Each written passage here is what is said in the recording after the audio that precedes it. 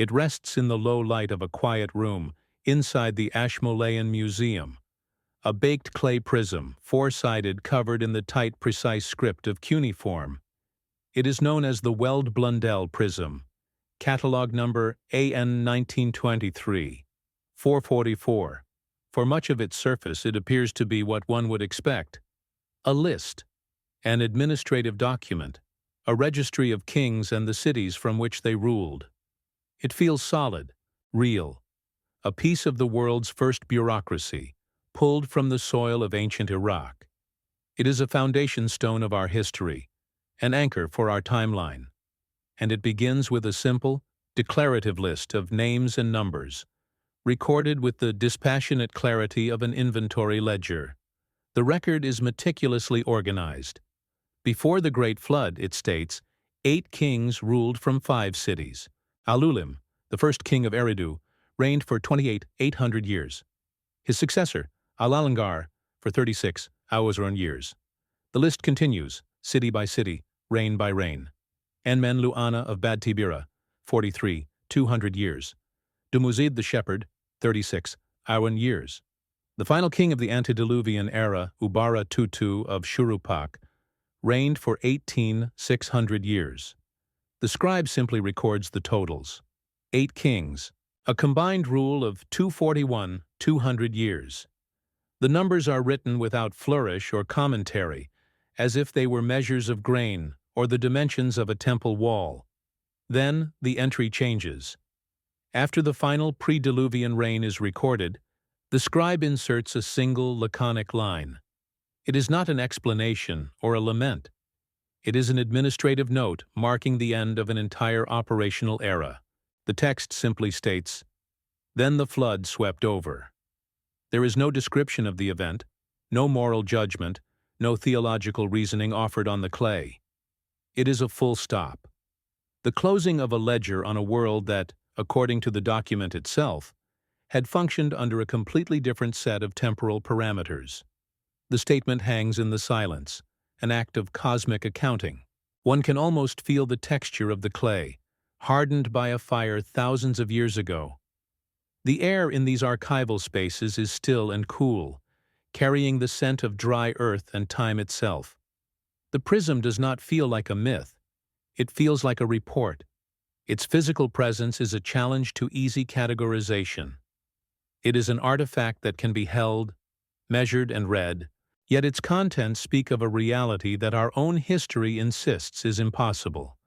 To sit with such an object is to feel the weight not of what is said, but of the calm, bureaucratic certainty with which it is stated. It is a quiet confrontation. After the line marking the flood, the list resumes. The administrative function of the document continues unbroken. After the flood swept over, the scribe writes, "Kingship descended from heaven. A new city is named Kish, a new king, Jushur, and a new number for his reign, 200 years. The next king, Kulasinabel, rules for 960 years. The numbers continue to fall, reign by reign, dynasty by dynasty, until they settle into the familiar shortened lifespans of recorded human history. The system of record-keeping remains the same. The precision is identical. Only the fundamental value of a human lifespan has been altered. The true disturbance is not the length of the early reigns. It is the silence of the scribe.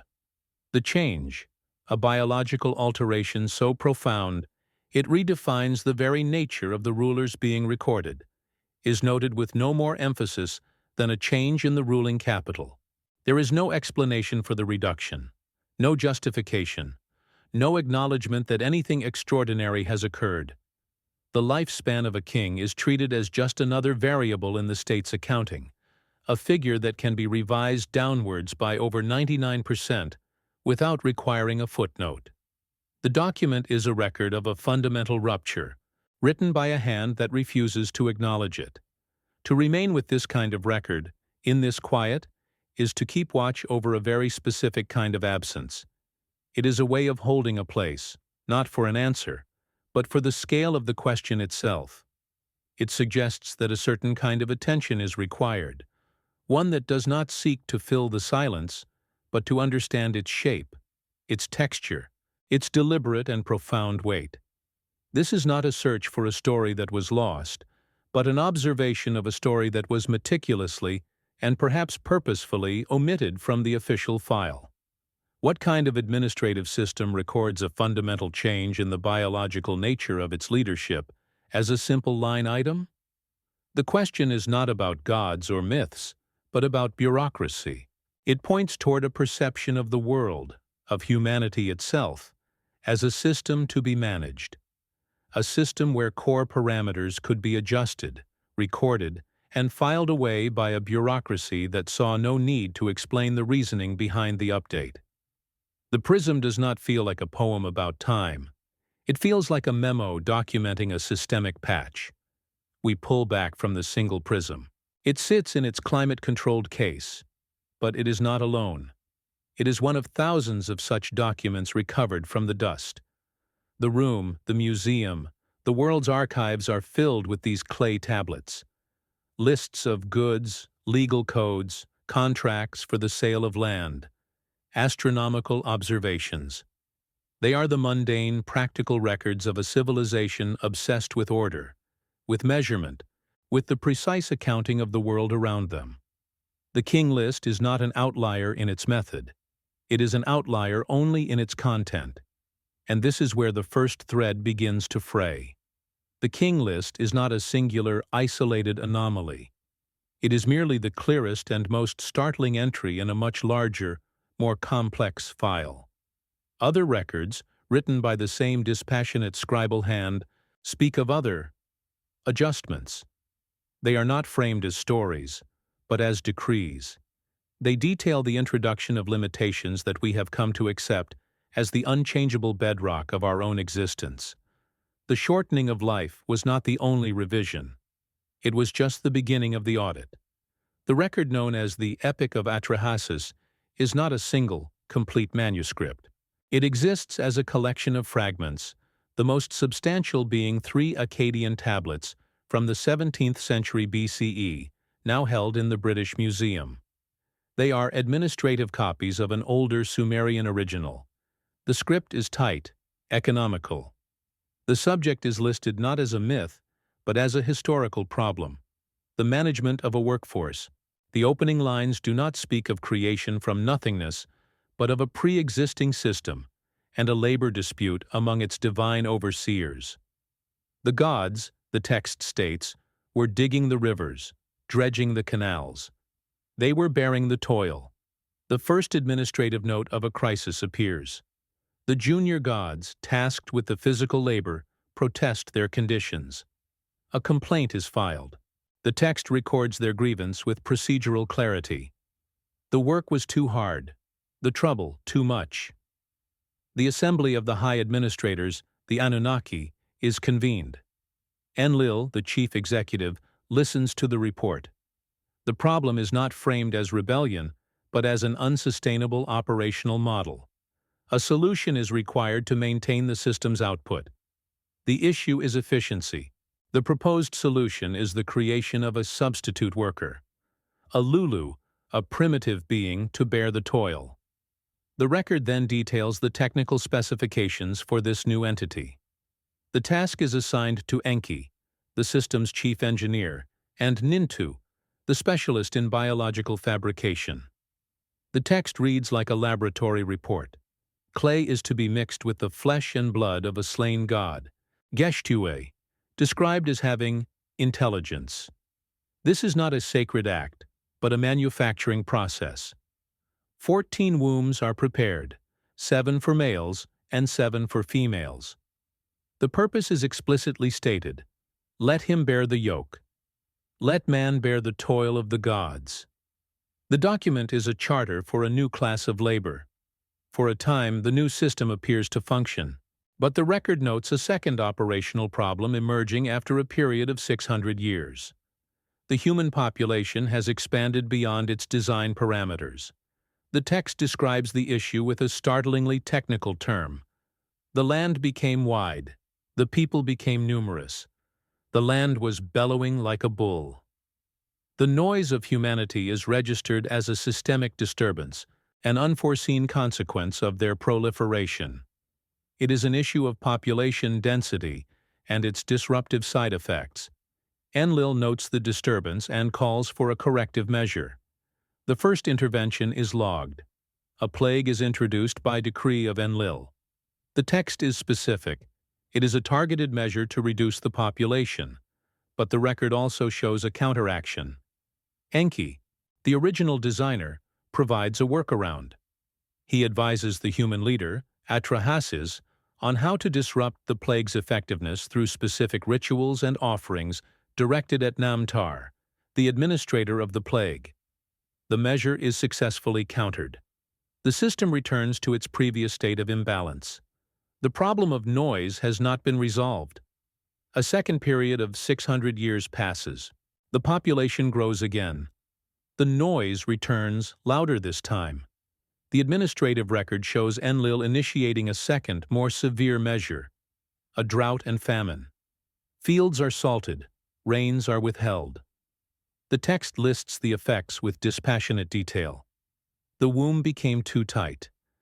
The bolt was barred. It is another attempt at systemic regulation through resource scarcity.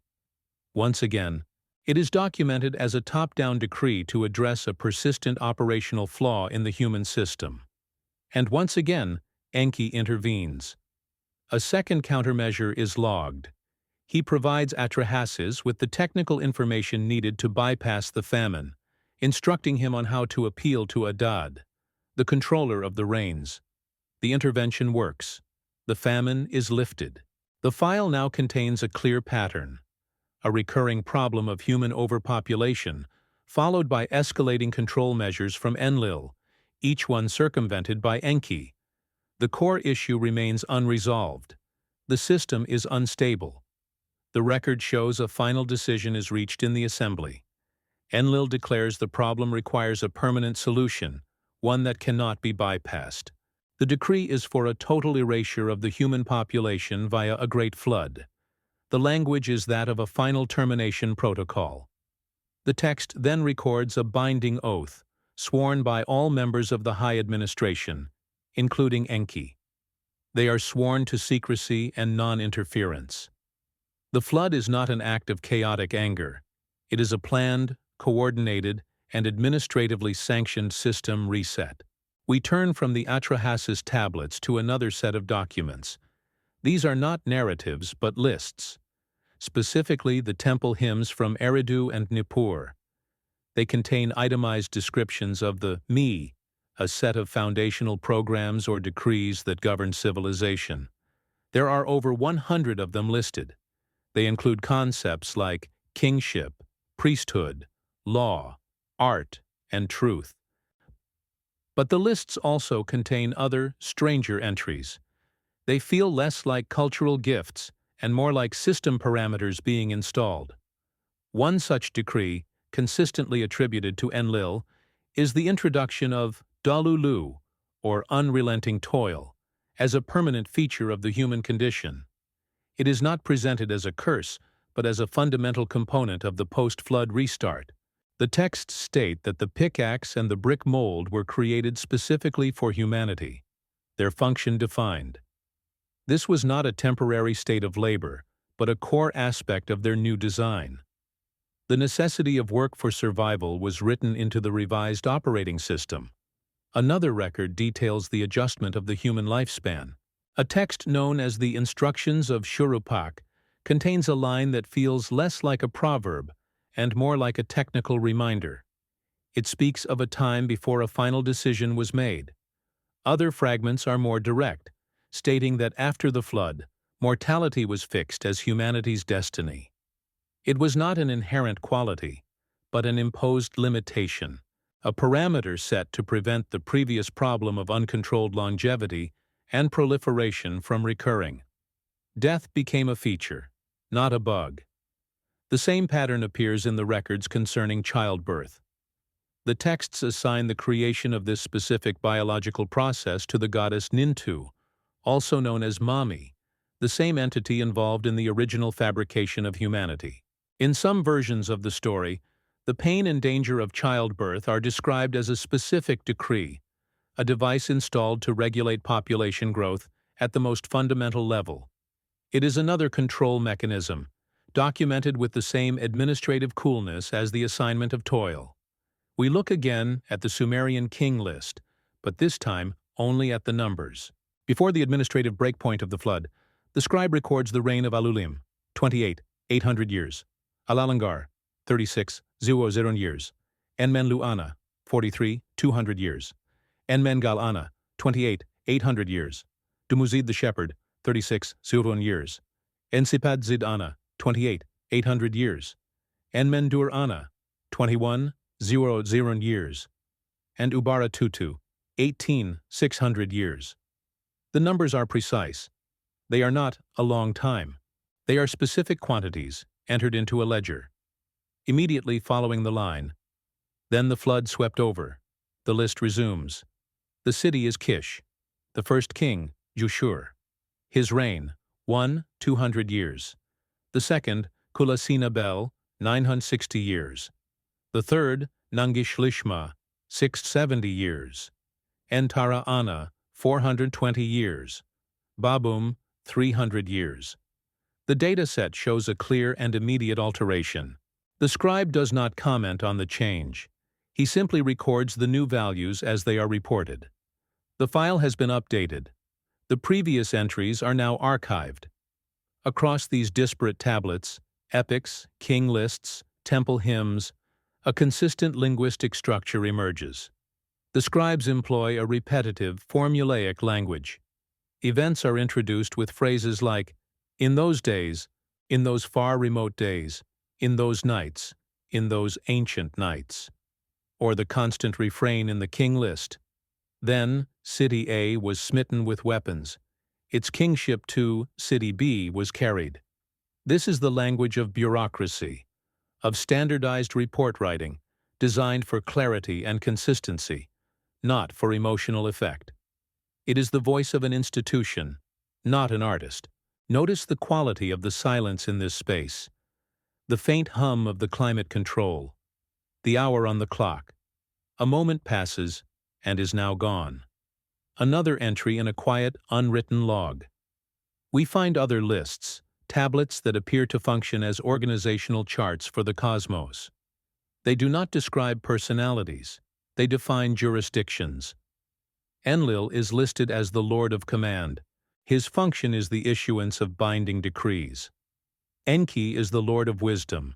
His function is design, technique, and the management of fresh waters. Inanna is assigned the domain of war and passion. Nana, the moon god, is the regulator of calendars and cycles. Each god is an office, a department head with a specific portfolio of cosmic responsibilities. The final record for this file is a single, repeated term that appears in the context of human creation, Shiknu. It is often translated as stature or form, but in administrative contexts, it can also mean disposition or regulation. The texts state that the Shiknu of humanity was fixed by the gods. The word hangs there in the clay. It does not feel like a poetic description of the human body. It feels like a reference to a final set of specifications, a configuration that was decided upon, signed off, and permanently filed away. The work is done in low light, on a wide, flat table. A researcher's gloved hand gently positions a cast of the Weld-Blundell prism. Beside it, high-resolution photographs of the Atrahasis tablets are laid out in sequence. The physical artifact and the documented crisis, side by side. On a screen nearby, the cuneiform for the temple hymns is displayed. A stark list of decrees. The air is still. The comparison is not a matter of interpretation, but of simple proximity. The disparate records are brought into the same physical space, perhaps for the first time, to be viewed as a single, contiguous file. The act of collation begins. One document is a history of kingship, its timeline broken by a flood. The other is a record of a labor dispute, its final resolution being that same flood. The script is the same. The administrative tone is identical. The event that serves as a simple punctuation mark in the King list is detailed in Atrahasis as the culmination of a series of escalating failed population control measures. They are two reports from two different departments concerning the same terminal event. One logs the systemic consequence, the other the executive decision that caused it. The connection is unavoidable. The rupture in the timeline recorded on the prism is not an isolated anomaly.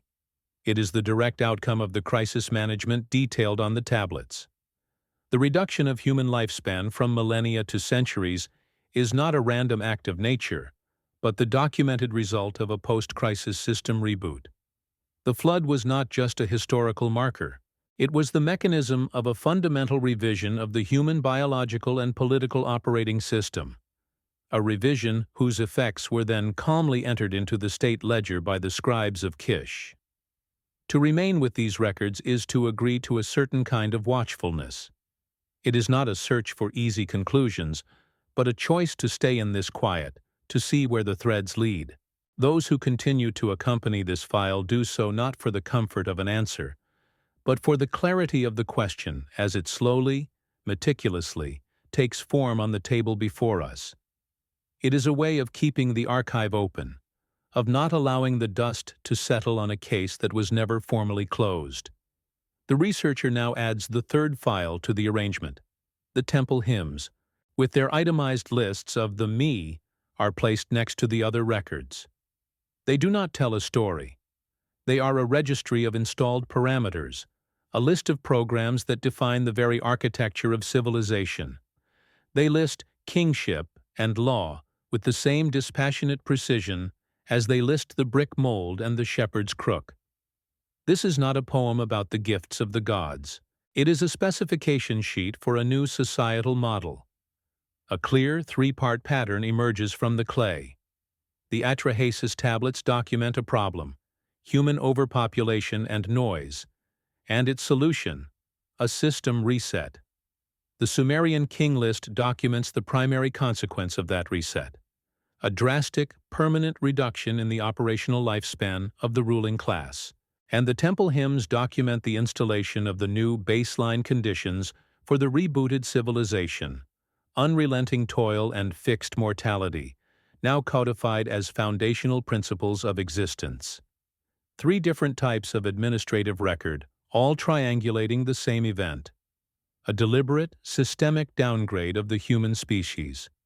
One can almost feel the silence of the original archive, the cool air in the reed-built library where these tablets were first filed. The scribe would have seen no contradiction. He was simply recording the output from different administrative bodies. The minutes from the Executive Assembly, the updated historical ledger, the revised list of societal regulations. To him, these were not separate stories. They were interconnected components of a single, vast bureaucracy managing the state of the world. The pattern we see is not an interpretation. It is the original filing system. The researcher's finger traces the repetitive linguistic formulas that appear across all three document sets. The phrases are standardized, designed for clarity and retrieval, not emotional impact. The language used to describe the introduction of a plague is no different from the language used to record the transfer of kingship from one city to another. This uniformity is itself a piece of evidence. It confirms that a single, cohesive administrative culture produced these records, viewing divine decrees and historical annals through the same dispassionate bureaucratic lens. The implication of this shared administrative language is profound. It suggests that the beings who authored these changes and the scribes who recorded them perceived no fundamental difference between managing a kingdom and managing a species. The adjustment of a lifespan was an act of the same nature as changing a capital city. It was a variable, a parameter that could be altered by decree to ensure the stability of the larger system. Humanity was not a subject of divine favor or wrath. It was an asset whose operational specifications could be, and were, revised. A moment of stillness. The researcher's hands rest on the edge of the table. The work is not one of discovery, but of assembly. piecing together the scattered pages of a single, chilling report. The process mirrors the original act of the scribe, taking disparate data points and organizing them into a coherent record. Across 4,000 years, the function is the same. The only difference is that now, the coherence of the record reveals not order, but a profound and deliberate rupture. The pattern is now one of technical precision. The records are meticulous in detailing the methods of limitation. Plague is deployed. Famine is initiated by withholding rain. The flood is a coordinated, planned event. The introduction of toil is assigned to a specific tool, the pickaxe. The reduction in lifespan is quantified with exact numbers, before and after. The documents provide a clear and detailed account of the operational how. Every step of the reduction is logged, but laid against this precision is an absence of equal scale. The researcher scans the texts, then the empty spaces between them. There is no corresponding record for what existed before. No tablet describes the nature of a human who could live for 28,800 years. No administrative memo details the state of humanity before its noise became a systemic problem. The files on the original design specifications are missing. We only have the extensive documentation for the patch that replaced them. This is not the pattern of a history lost to time. It is the pattern of a history that has been deliberately and carefully redacted. An archive as organized as this one, a bureaucracy so obsessed with an accurate ledger, does not simply misplace the records of its own foundational creation. The silence is not an accident of decay. It is a feature of the record itself. The decision was not just to limit humanity, but to erase the memory of its previous unlimited state from the official file. The low hum of the building's ventilation system seems to amplify the silence on the table. It is a modern sound, but it serves the same purpose as the desert wind, to mark the passage of time over things that do not change. The clay is inert. The words are fixed. The absence they frame is permanent. It is a silence that was engineered with the same precision as the script that surrounds it. It is an act of administrative forgetting. We return to the agents named in the records. Across the different files, the functions of the administrators remain consistent. Enlil is the issuer of decrees, the enforcer, the one who initiates the population control measures. Enki is the designer, the engineer, the one who creates humanity, and then provides them with the technical workarounds to survive Enlil's culls. They are not gods of good and evil. They are opposing voices in a long-running policy debate on how to manage an unstable system. A digital overlay highlights their names as they appear in the different texts. Enlil's name is consistently linked to acts of reduction and control. Enki's is tied to creation, ingenuity, and a persistent, unsanctioned intervention on behalf of his flawed design. The Atrahasis epic is not a mythic battle. It is the minutes of a board meeting documenting this fundamental conflict in management strategy. It is the record of a dispute between the chief executive and the head of research and development. The final pattern that settles over the table is one of cosmic administration. Humanity is not the centerpiece of a divine drama, but the subject of a prolonged and difficult engineering project. Our most fundamental qualities, our short lives, our need for constant labor, our painful method of reproduction, our very mortality, are not inherent truths of existence. They are implemented features, system limitations installed and documented as a permanent solution to a crisis that the administration chose not to detail. The researcher steps back, leaving the records under the single cone of light. The Atrahasis Crisis Report, the King List Timeline, the Me Specifications Sheet. They are no longer separate artifacts from a lost civilization.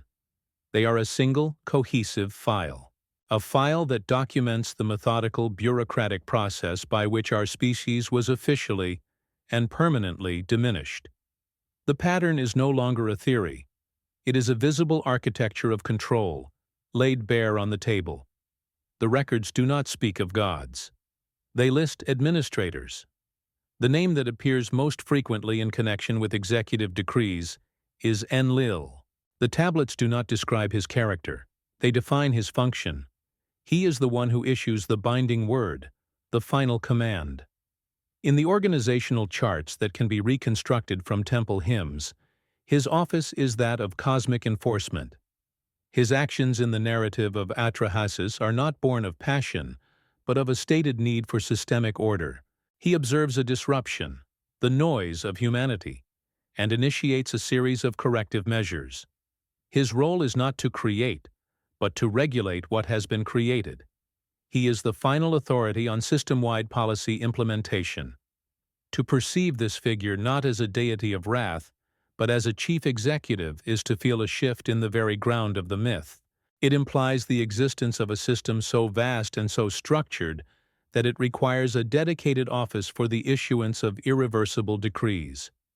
His authority is not presented as a matter of moral right, but of established hierarchy. The problems he addresses are framed as operational inefficiencies. The solutions he proposes are pragmatic, if severe. The texts present his decisions as the logical, if terminal, outcome of a persistent management problem that has failed to respond to lesser interventions. Another name, another function, Enki. The texts assign him a different jurisdiction. He is the master of technique, the designer, the engineer. His name is associated with the foundational acts of creation, the dredging of rivers, the establishment of cities, and the fabrication of the first human workers. He is the system's chief technician, the one who understands the underlying mechanics of the world. When a problem arises, his approach is not to issue a decree of termination, but to devise a technical solution, a workaround, a new design. His is the office of research, development, and applied science. The relationship between these two offices is not one of simple opposition, of good versus evil. It is a structural tension within a single administration. The records show Enlil identifying a problem and demanding a final, clean solution. They show Enki, the original architect of the flawed system, repeatedly providing unsanctioned patches to keep it running. Their conflict is not a cosmic war, but a recurring policy dispute between the head of enforcement and the head of engineering, one focused on stability and the other on the integrity of his own creation. The system they both serve contains, and perhaps requires, this internal friction. A third function is detailed, assigned to a figure named Nintu, sometimes called Mami. Her role is specific and technical. Biological fabrication. The texts describe her as the one who mixes the clay, who prepares the 14 surrogate wombs, who oversees the precise process of bringing the new class of worker into existence. She is not a mother goddess in the sentimental sense. She is the specialist, the chief biologist on the project, the one who executes the technical requirements for a new life form as specified by the Council. Her department is responsible for the physical assembly of the asset. The act of creation, when viewed through this administrative lens, is stripped of its mythological aura. It becomes a manufacturing process. The texts read like a laboratory report, detailing the materials used, the procedure followed, and the stated purpose of the final product: to bear the toil. The involvement of a specialist like Nintu suggests a system where even the generation of life is a departmentalized task, a technical problem to be solved with the correct application of knowledge and resources. It implies that humanity was not a miraculous birth, but a commissioned product.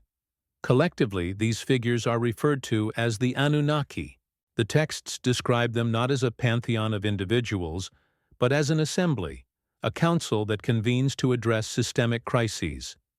Their primary recorded function is deliberation. They are presented with a problem, they hear testimony, and they reach a binding decision. The decree to initiate the Great Flood is not an impulsive act of a single being. It is the result of a formal resolution, passed by the Council and sealed with a binding oath of non-interference, an oath that every member, including the chief engineer Enki, is required to swear. This procedural nature is the most unsettling detail. The Anunnaki are not presented as forces of nature but as a governing body. Their actions are not chaotic or emotional. They are structured, legalistic, and bureaucratic. They operate according to a set of internal protocols that require consensus and sworn secrecy before the implementation of a system-wide termination event. The horror of the flood, in this context, is not its violence, but its cold, administrative premeditation. It was a sanctioned, board-approved reset. The texts name other more specialized administrators, figures like Namtar, whose function is the dispensation of plague, or Adad, who controls the rains and can be directed to initiate a famine. These are not major figures. They appear to be mid-level managers of specific cosmic sectors. Enki's advice to Atrahasis on how to counter the plague and famine involves specific appeals directed at these entities. This suggests a system with a clear chain of command, one where departmental directives could, under certain circumstances, be circumvented or appealed by addressing the correct office. The cosmos described in these records is, therefore, a fully articulated bureaucracy. It has an executive branch, a technical division, a biological engineering department, and various sub-administrators with narrowly defined portfolios. The world is not a stage for divine drama. It is a project being managed. The beings overseeing it are defined not by their personalities, but by their job titles and their recorded actions within this vast organizational structure. Their motivations, if they exist, are entirely absent from the file. All that remains is the record of their function. Notice the quality of the air in this quiet space. It does not move. The dust motes hang suspended in the low light, each one a tiny world, subject to forces it cannot perceive. The silence is not empty. It is the space in which these old, cold facts can be heard without the distortion of modern interpretation. It is the proper atmosphere for reading a file that was never meant to be reopened. The researcher's gaze moves from one tablet to the next. The name Enlil appears, and with it, the cuneiform sign for command, the name Enki, and the signs for earth and wisdom, the name Nintu, and the signs related to birth and form. These are not just names, they are ideograms representing functions, responsibilities, and jurisdictions. The scribe was not writing a story. He was taking minutes, logging the actions of specific offices within the cosmic state. This functional reality changes the nature of the inquiry. The question is no longer, who were these gods, but what was the nature of the administration they served? The evidence points to an entity concerned primarily with balance, efficiency, and the long-term stability of its own operational systems. Humanity, within this framework, was an element, a successful but ultimately unstable component that required a series of drastic, permanent revisions to ensure it did not compromise the integrity of the whole. The repeated interventions of Enki thus appear in a new light. They are not acts of compassion, but of professional pride and perhaps of systemic preservation. As the original designer, he may have been attempting to prove that his creation could be managed without being terminally curtailed. His actions are those of an engineer trying to prevent his project from being decommissioned by an executive board that has lost patience with its recurring failures and unforeseen side effects. The final image that forms on the table is one of profound and unsettling order. It is the image of a world governed not by mythic forces, but by a board of directors, a team of engineers, and a set of immutable corporate policies. Our most fundamental human limitations, our mortality, our toil, our very biological nature, are revealed not as sacred mysteries or tragic flaws, but as line items in a final project report. They are the documented results of a crisis management strategy, implemented with bureaucratic precision. And so, the others recede. They are not beings to be understood, but functions to be logged. They exist in the record only as signatories on a series of memos that redefine the parameters of human existence. Their story is not one of gods, but of governors, and the world we inhabit is the stable, diminished, and permanent result of their final, unappealable administrative decision. The case file, it seems, was closed a very long time ago. The work of archaeology is a reading of layers. In the quiet of a trench, under a pale sky, one learns to see time not as a line, but as a slow, patient accumulation of dust, debris, and human intention. Each stratum of soil is a sentence, each artifact a word. The story is told in the steady, unbroken sequence of settlement upon settlement, a physical record of continuity. We are taught to expect this sequence. A city is built, it lives, it falls into ruin, and another is built upon its remains. The law of the tell is the law of superposition. What is older lies beneath what is new. It is a simple physical grammar that underpins our entire understanding of the past. But there are places in the record where this grammar fails. In the deep stratigraphy of ancient Uruk and other sites across the southern plain, excavators have documented a recurring anomaly. Between the layers of the late Uruk period and the subsequent early dynastic period, there is often a thick, sterile deposit of silt or wind-blown sand.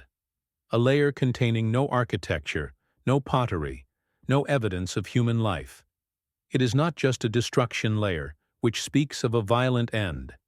It is a layer of pure emptiness, a page torn from the book of the earth, leaving a silent alluvial scar that can stretch for centuries.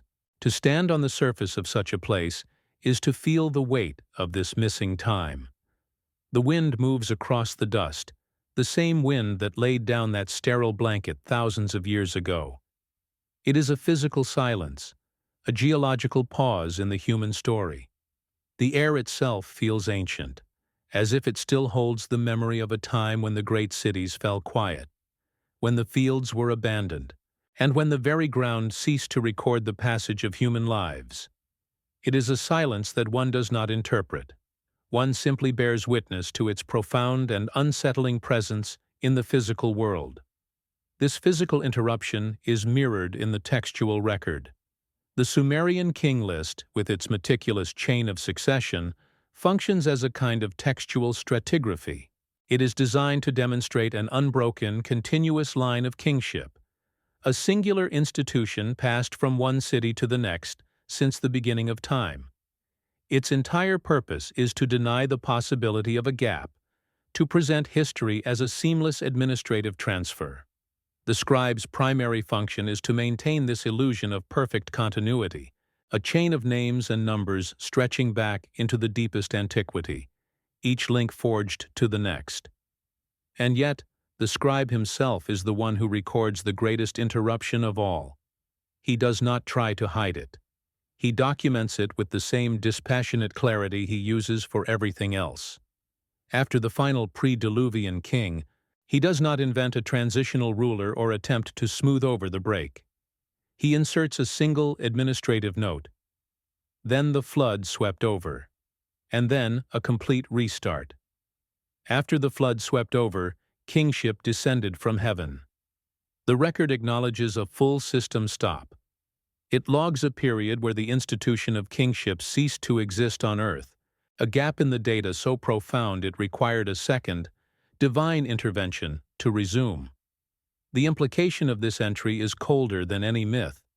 A bureaucracy so obsessed with the continuity of its records has, within its most important foundational document, a formal entry for a period of absolute discontinuity.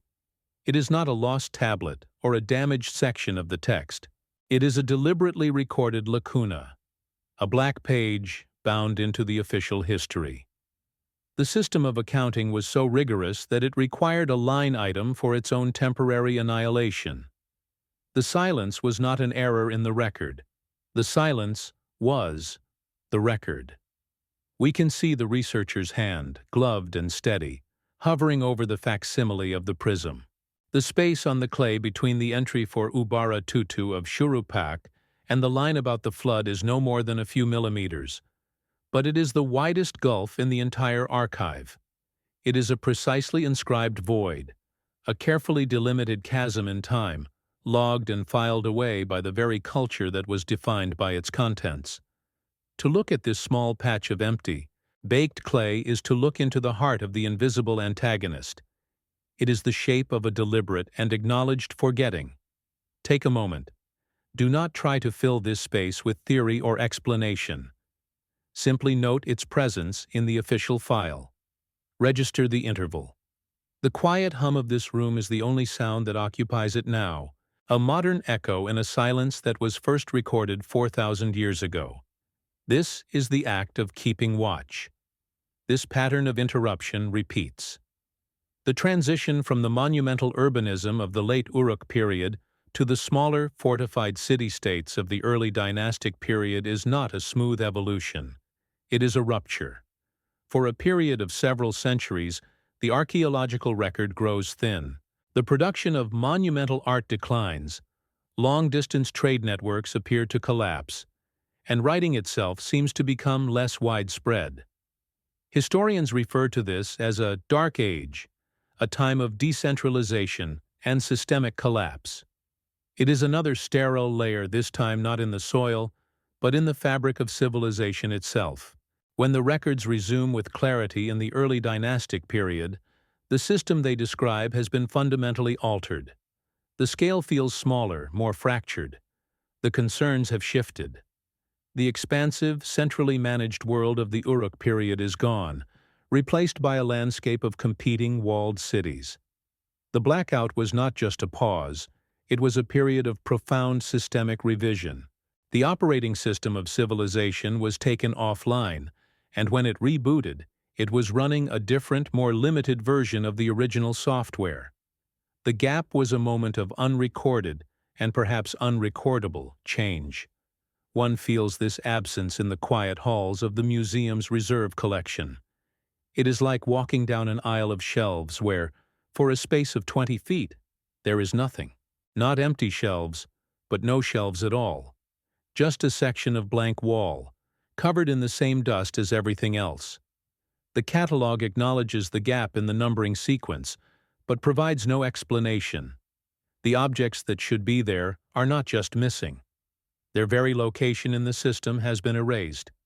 This is the feeling of the late 3rd millennium BCE. A deliberate, structural void in the archive of civilization, and it is here that the invisible antagonist reveals its true nature. The scribes were meticulous in recording the imposition of limits. We have the decrees that introduced toil and fixed mortality.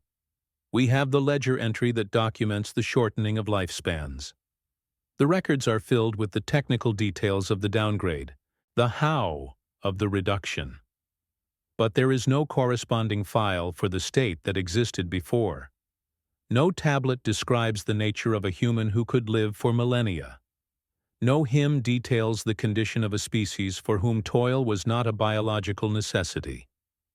This is not a simple case of lost documents. A bureaucracy as comprehensive as the one described in the tablets, an administration that logged the heavens, and the contents of every temple storeroom would not have failed to document the original specifications for its most important asset. The absence of this file is not an accident of time or fire or decay. It is a feature of the archive itself. It is a silence that has been curated with the same care as the tablets that surround it. The most important record is the one that is not there. The decision, then, was not simply to alter the human condition. It was to erase the memory of its prior state from the official record. The new, limited model was to be understood not as a revision, but as the baseline, the only version that had ever truly existed. The impossibly long reigns of the pre-Diluvian kings were left in the ledger, perhaps as a necessary accounting fiction, but the details of that world were systematically expunged. The silence is an act of administrative redaction on a species-wide scale. One can almost picture the scene. A senior scribe handing a newly trained apprentice a fresh block of wet clay. The instructions are not to copy the old records, but to begin a new ledger. The history is to start from this point forward. The apprentice's hand is steady. With his stylus, he draws the first clean line, the beginning of a new dynasty. a new history. And in that single, obedient motion, a world is walled off, rendered inaccessible not by time, but by decree. The silence is not a mystery to be solved. It is an order that was followed. This engineered silence extends even to the administrators themselves, the others. The records are replete with their names, their titles, and their functions within the system. We have the minutes of their assemblies, the text of their decrees. We know Enlil as the enforcer and Enki as the engineer, but we have no corresponding record of their own nature. No document details their origins, their motivations, or the structure of their existence beyond the specific, bureaucratic roles they perform in relation to our world. They too appear in the archive as figures without a past, their own histories redacted. And so we are left with a silence that frames the entire record. The civilization that gave us writing, law, and the very concept of history appears to have done so from within a carefully constructed amnesia. The bureaucracy that documented the systematic limitation of humanity is itself an entity without a documented origin. We are reading the final approved report from a project whose initial prospectus and design documents have been deliberately and permanently placed under seal. We have only the record of the fix, not of the flaw, nor of the original design. The true antagonist is not an absence of information. It is the information that this absence provides. The silence is not an empty space on a shelf. It is an architecture. It is a wall, built of unwritten tablets, missing years, and redacted files. Its purpose is to stand between our present, limited condition, and the memory of what came before. And of all the structures this ancient administration built, the temples, the canals, the great ziggurats, this wall of silence is the only one that has survived, perfectly intact. The records do not just describe a series of historical events. They document the architecture of a reality. If the foundational parameters of human existence, lifespan, the necessity of labor, the very mechanism of reproduction, were installed by an external administration, then our entire understanding of what is natural becomes a category error. The laws of biology, in this context, begin to look less like immutable truths and more like a set of carefully calibrated local bylaws.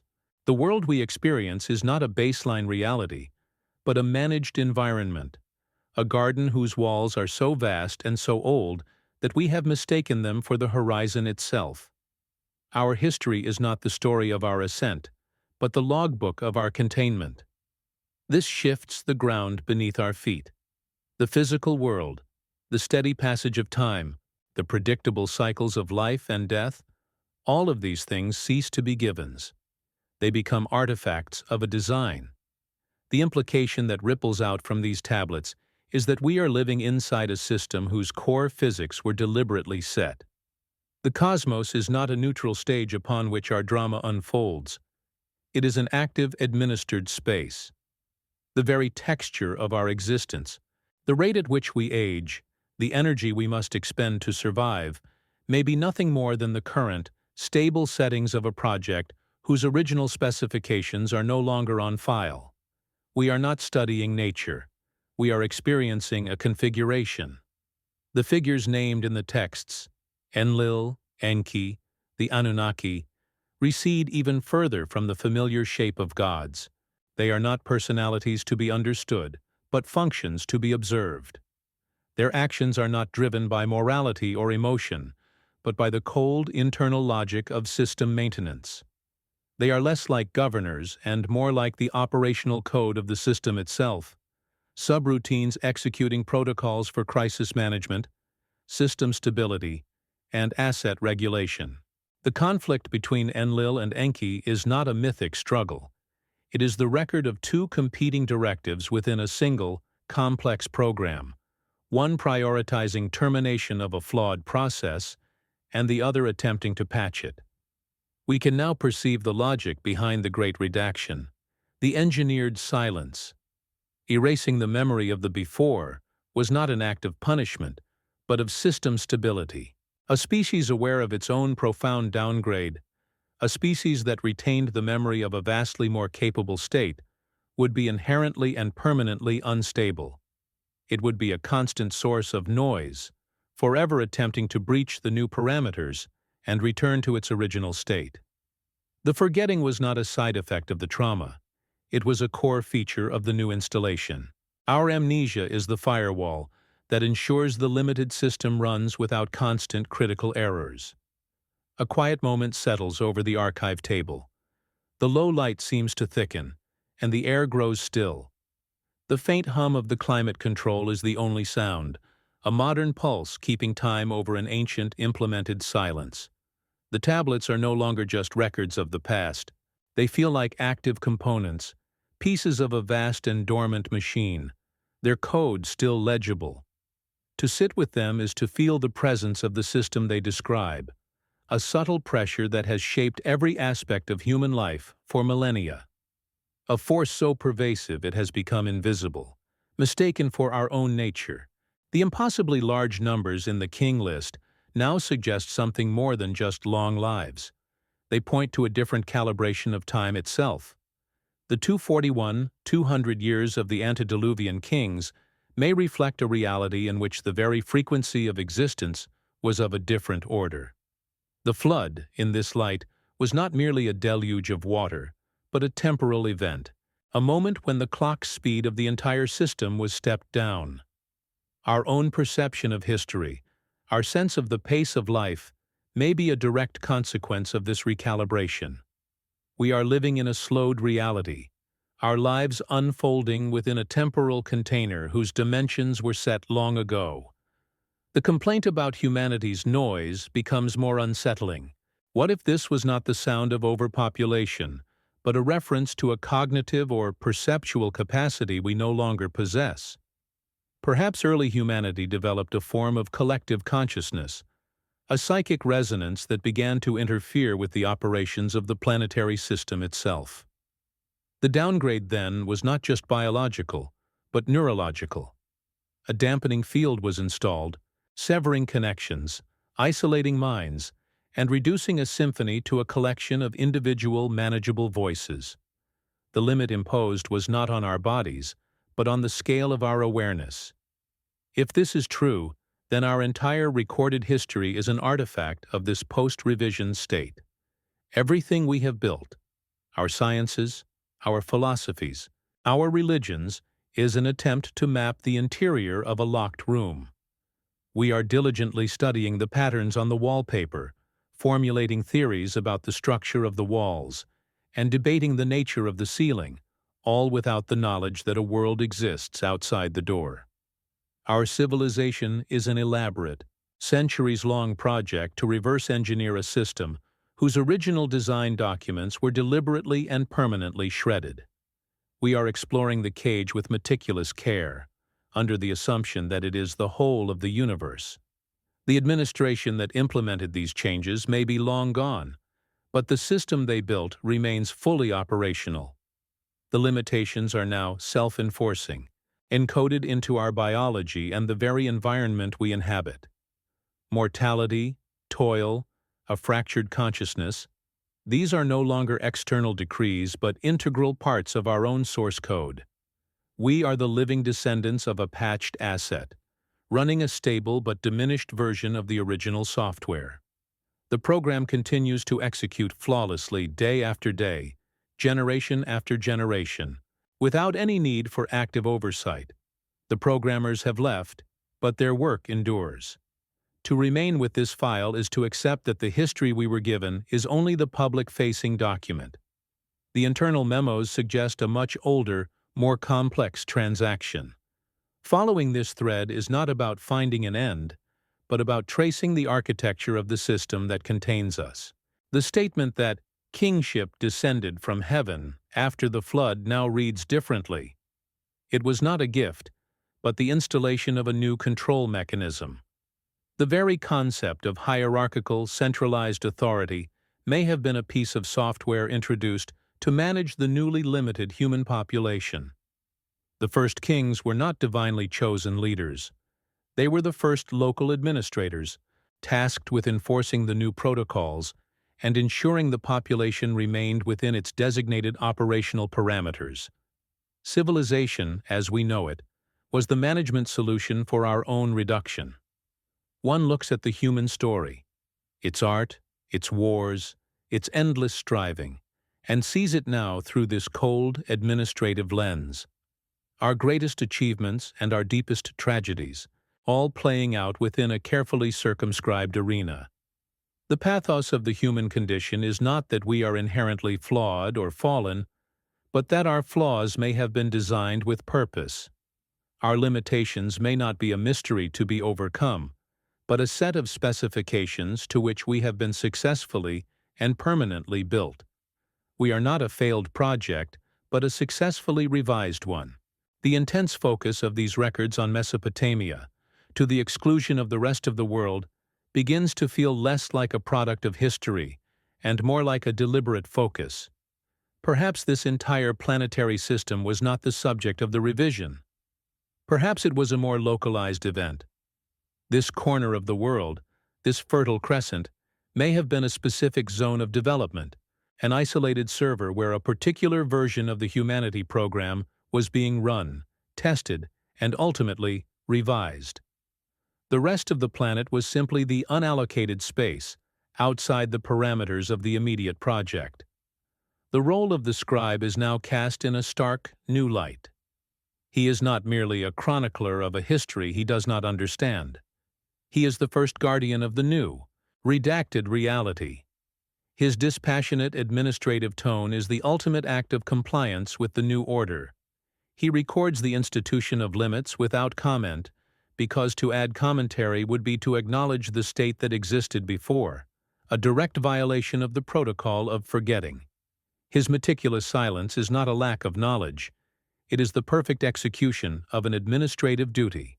He is the first historian of a world that begins with its own ending.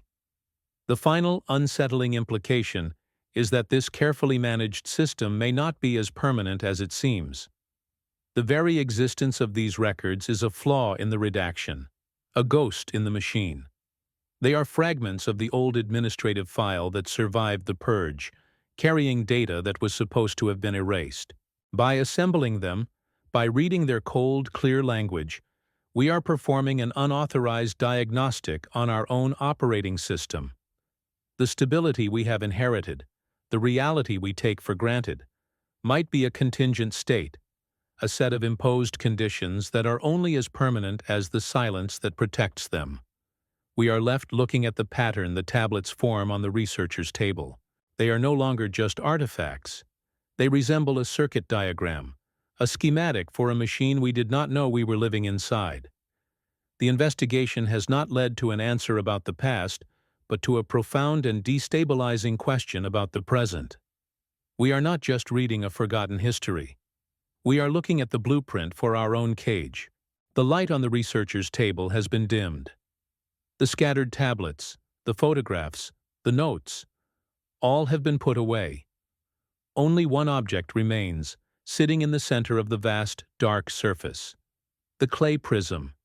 It rests under a single soft cone of light, just as it did at the beginning. The work of assembly is over. Now, there is only the quiet state of observation. The file has been reviewed, but it has not been closed. It cannot be closed. It can only be returned to the silence from which it was briefly drawn. It is no longer an artifact to be read, but a presence to be felt. A block of baked earth, 4,000 years old, its surface is covered in the precise, wedge-shaped marks of a forgotten language. It holds no more information tonight than it did yesterday. The words have not changed, but the space around the object has been altered. The room is the same, but it is now an echo chamber for a question that has no answer. The prism does not offer a story. It radiates a silence, a carefully constructed and perfectly preserved void. Outside, a different kind of silence reigns.